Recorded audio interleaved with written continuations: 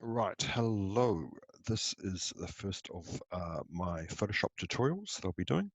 The Photoshop tutorials will be covering technical aspects of how to do work like a particular artist model. So I'm going to go through as many of these artist models as I possibly can. Also, what I'll be doing is if you have a suggestion, you say, hey, look, this is the kind of artist model I'm doing. I can do a Photoshop tutorial on how to do it. So the whole idea is that this is trying to be like classroom, where a normal classroom at Sacred Heart, you'd ask me something, I'd show you how to do it, and it's as simple as that.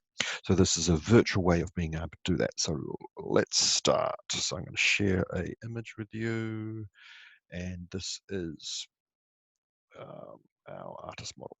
Okay, so here's our artist model, and this one's Harry Callahan. Now, Harry Callahan, you don't have to worry about where it goes on the board. We're just making sections for now. We're just making work for now, and we'll worry about where that goes. If you want to see where that goes, this is the kind of stuff. So that was the artist model, which I just showed you. This is a student's version of this, where it goes up and down. I'll explain that in a moment. And this is the kind of place it can go, but it can easily go in another section. It's just not a problem at all.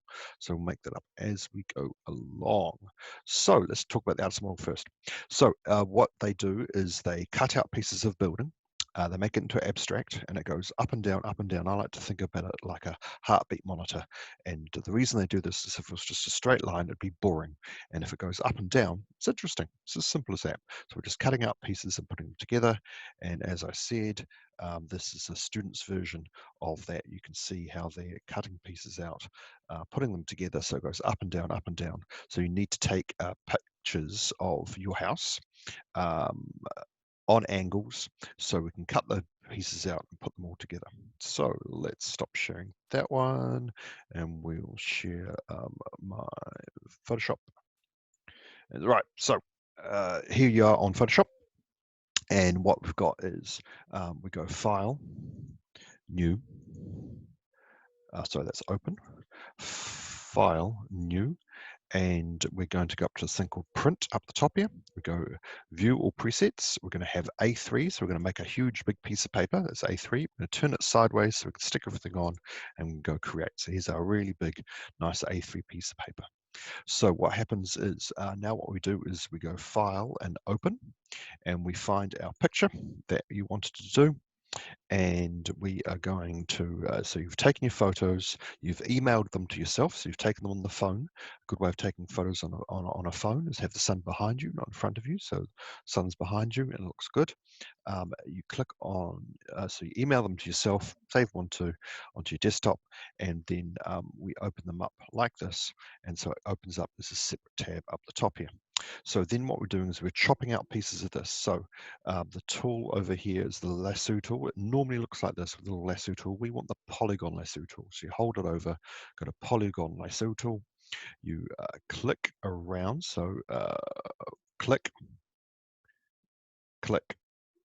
Let's just chop out a piece here. Click, click. Now, as I go back, it may be a little bit too small, Rez, but when you go back to the start here, it has a little circle coming up. I don't know if you guys can see that on the YouTube. So you go click back here, and it selects the whole thing.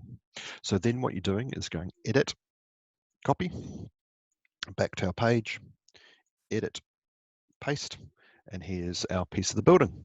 So Move tool is this one up the top here. Make sure you have Show Transformations put up here. That's where you get the little thing, so you can actually make it go big and small. Go to the corner, you make it big and small, however you want.